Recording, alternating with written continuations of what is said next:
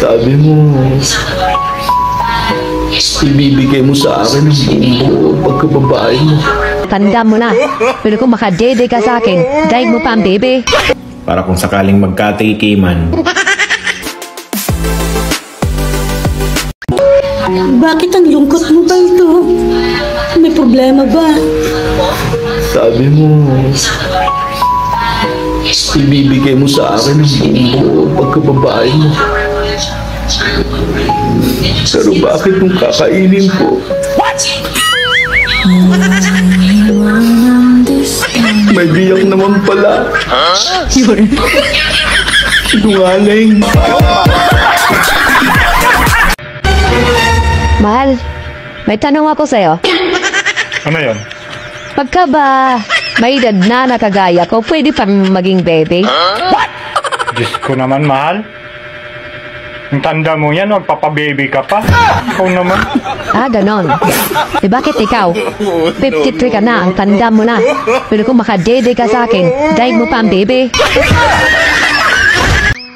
Hindi ako kumakain ng hilaw. No. Pero handa akong subukan. Basta ikaw. Babe, ba't wala tayong pagkain sa mesa? Di ba sabi mo noon, makita mo lang ako, busog ka na. Kung lalandi ka man, piliin mo yung taong ikay may nararamdaman. Para kung sakaling magkatikiman, damang-dama ang kaligayahan. Mataas man ang bundok na aakyatin ko. Makapal man ang gubat na hahawiin ko. Lahat yan titiisin ko. Mapasok ko lang ang kuweba mo. Anong bulkan ang pinakamalaki sa buong Pilipinas? Vulcanizing shop? Correct!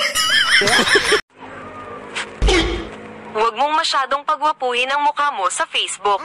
At bakit? Aba, para hindi sila sa'yo nagugulat sa personal tanga. Mag-unsa man ang tutoy nga murag butong. Nya ang nawong murag lahing. Gago!